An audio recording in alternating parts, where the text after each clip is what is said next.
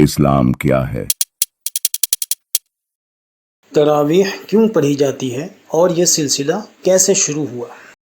ام المومنین حضرت عائشہ صدیقہ رضی اللہ عنہ فرماتی ہیں، جس کا مفہوم یہ ہے کہ ایک مرتبہ جناب رسول اللہ صلی اللہ علیہ وسلم رمضان کی آدھی شب میں مسجد تشریف لائے اور یہاں تراویح کی نماز پڑھی۔ کچھ صحابہ کرام رضی اللہ عنہم بھی آپ کے ساتھ نماز میں شریک ہو گئے۔ صبح ہوئی تو صحابہ نے اس کا آپس میں چرچا کیا، چنانچہ اگلی رات میں لوگ پہلے سے زیادہ جمع ہو گئے اور آپ صلی اللہ علیہ وسلم کے ساتھ نماز پڑھی۔ اگلی صبح کو اس نماز کا اور زیادہ چرچا ہوا اور تیسری رات اس سے بھی زیادہ لوگ جمع ہو گئے۔ آپ صلی اللہ علیہ وسلم نے اس رات بھی نماز پڑھی اور لوگوں نے آپ صلی اللہ علیہ وسلم کی اقتدا کی۔ چوتھی رات کو یہ عالم تھا کہ مسجد میں نماز پڑھنے آنے والوں کا ایک ہجوم ہو گیا اور لوگوں کے کھڑے ہونے کے لیے جگہ باقی نہیں بچی، لیکن اس رات آپ صلی اللہ علیہ وسلم باہر تشریف نہیں لائے بلکہ صبح کی نماز کے لیے تشریف لائے۔ جب نماز پڑھ لی تو لوگوں کی طرف متوجہ ہو کر فرمایا، نحمدہ ونصلی علی رسولہ الکریم، اما بعد، تمہارے یہاں جمع ہونے کا مجھے علم تھا، لیکن مجھے خوف ہوا کہ کہیں یہ نماز تم پر فرض نہ کر دی جائے اور پھر تم اس کی ادائیگی سے عاجز ہو جاؤ، اس لیے میں رات نہیں آیا۔ چنانچہ اس کے بعد سے رمضان المبارک میں یہی کیفیت رہتی کہ رات کی اس نماز میں کبھی آپ موجود ہوتے اور کبھی نہیں، اور آپ صلی اللہ علیہ وسلم کی وفات تک یہی سلسلہ رہا۔ یہی وجہ تھی کہ رات آپ صلی اللہ علیہ وسلم تشریف نہیں لائے۔ چنانچہ اس کے بعد سے رمضان المبارک میں یہی کیفیت رہتی کہ رات کی اس نماز میں کبھی آپ موجود ہوتے اور کبھی نہیں، اور آپ صلی اللہ علیہ وسلم کی وفات تک یہی سلسلہ جاری رہا۔ 20 رکعت تراویح کی سنت کیسے جاری ہوئی؟ عبد الرحمن بن عبد القادری رحمۃ اللہ علیہ فرماتے ہیں کہ میں امیر المومنین عمر بن خطاب رضی اللہ عنہ کے ساتھ رمضان کی ایک رات مسجد میں گیا۔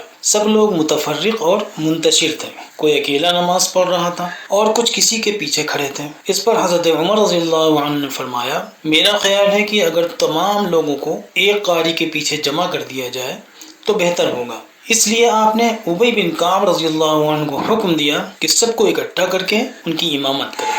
چنانچہ اسی وقت سے 20 رکعت تراویح ایک امام کے پیچھے پڑھائے جانے کی شروعات ہو گئی اور تمام صحابہ کرام رضوان اللہ علیہم اجمعین کا اس پر اجماع ہو گیا، اور چونکہ خلیفہ راشد کی سنت بھی عین سنت ہے، اس لیے اس سنت کو بھی کبار صحابہ کرام رضی اللہ علیہم اجمعین نے مضبوطی سے تھام لیا اور ان کی اتباع کرنے والے اب بھی اس سنت پر قائم ہیں۔ البتہ یہ سمجھ میں آنے والی بات ہے کہ خلیفہ راشد کی سنت پر عمل کر کے 20 رکعت تراویح باجماعت پڑھنے والے جلیل القدر اصحاب رسول صلی اللہ علیہ وسلم درست راستے پر ہیں، یا بعد میں اس کے علاوہ کوئی دوسرا نظام قائم کرنے والے درست راستے پر ہیں۔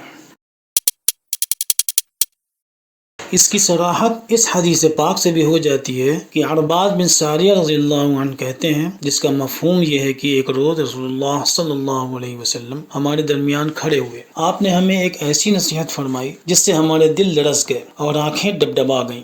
آپ صلی اللہ علیہ وسلم سے عرض کیا گیا، اے اللہ کے رسول، آپ نے تو رخصت ہونے والے شخص کی طرح نصیحت فرمائی ہے، لہذا آپ ہمیں کچھ وصیت فرما دیں۔ اس پر آپ صلی اللہ علیہ وسلم نے فرمایا، تم اللہ سے ڈرو اور امیر یعنی اپنے سربراہ کی بات سنو اور اس کی اطاعت کرو، اگرچہ تمہارا امیر ایک حبشی غلام ہی کیوں نہ ہو۔ عن قریب تم لوگ میرے بعد سخت اختلاف دیکھو گے، تو تم میری اور میرے ہدایت یافتہ خلفائے راشدین کی سنت کو لازم پکڑنا، ان کی سنت کو اپنے دانتوں سے مضبوطی سے تھامے رہنا، اور دین میں نئی باتوں یعنی بدعتوں سے اپنے آپ کو بچانا، اس لیے کہ ہر بدعت گمراہی ہے۔ اس حدیث پاک میں تقوی اختیار کرنے اور امیر کی اطاعت کرنے کے علاوہ سنت نبوی اور سنت خلفائے راشدین کی اتباع کی بھی تاکید اور بدعات سے بچنے کی تلقین کی گئی ہے۔ ساتھ ہی اس بات کی پیشن گوئی بھی کی گئی ہے کہ یہ امت اختلافات اور انتشار کا شکار ہوگی۔ ایسی حالت میں صحیح راستے پر وہی ہوگا جو نبی کریم صلی اللہ علیہ وسلم کی سنت اور خلفائے راشدین کے طریقے پر ہوگا۔ اس لیے جن کا عمل خلیفہ راشد حضرت عمر رضی اللہ عنہ کی سنت کے خلاف ہے، انہیں غور کرنے کی ضرورت ہے۔ وصلی اللہ تعالی علی خیر خلقہ سیدنا و مولانا محمد وعلی آلہ وصحبہ وبارک وسلم تسلیما کثیرا کثیرا۔ وہ سجدوں کہ شوقین غازی کہاں ہے، زمیں پوچھتی ہے نمازی